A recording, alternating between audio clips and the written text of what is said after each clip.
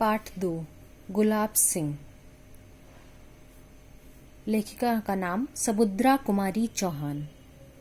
इस कविता का आशय इस कहानी के द्वारा देशभक्ति, त्याग, बलिदान, भाई बहन का प्रेम, प्रजा की जिम्मेदारियां, कर्तव्य आदि का चित्रण किया गया है। इस पाठ में झंडा स्वतंत्रता के संकेत के रूप में दिखाया गया है।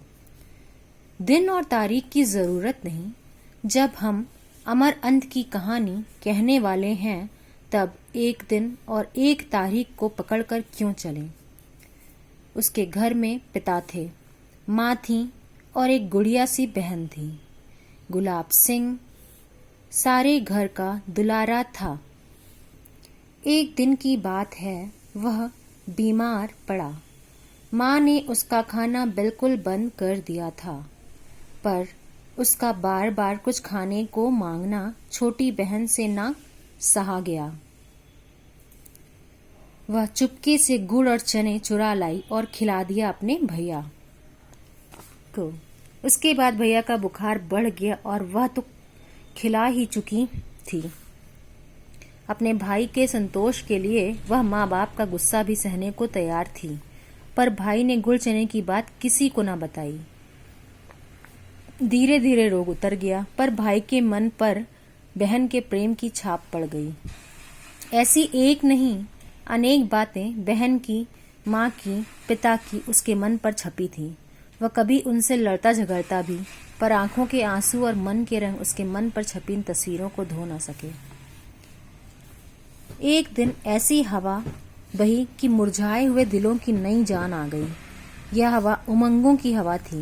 बड़ा भारी जुलूस निकलना था, पर बादशाह का हुक्म था कि जुलूस ना निकले।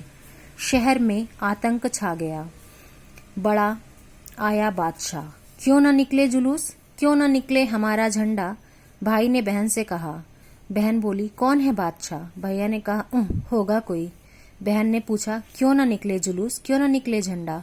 भाई कटु स्वर में बोला, हमारा देश बादशाह का गुलाम जो है। उत्तर था, तब तो जरूर निकले जुलूस, हम जरूर फहराएंगे अपना झंडा, देखते हैं कौन रोकता है हमें। झंडे की तैयारी होने लगी। बहन ने अपनी पुरानी ओढ़नी फाड़ कर झंडा बना लिया। लाल हरा रंग भी चढ़ गया। भाई ने उसे अपने खेलने के डंडे से बांध लिया। झंडा तैयार था।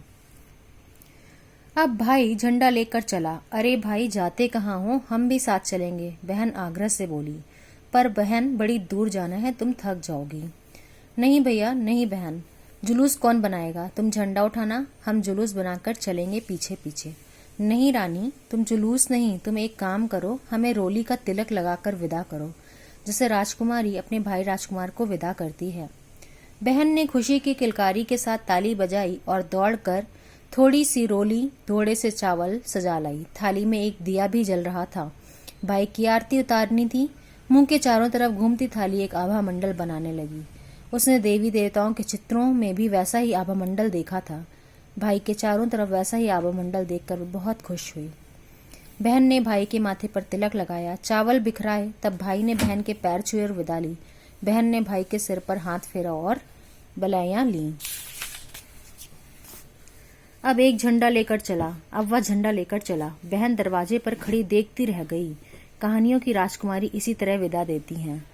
वह झंडे को लहराते हुए ले जाते भाई को दूर तक देखती रही।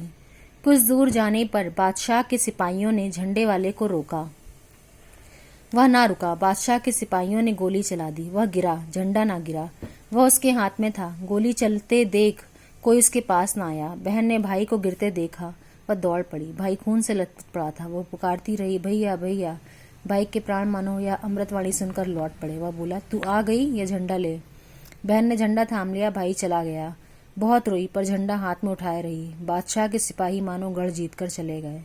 लोग भागे आए। उन्होंने भाई की देह उठाई। आगे आगे झंडा लिए बहन चलने लगी। बादशाह का हुक्म था, जुलूस नहीं निकलेगा। जुलूस निकला।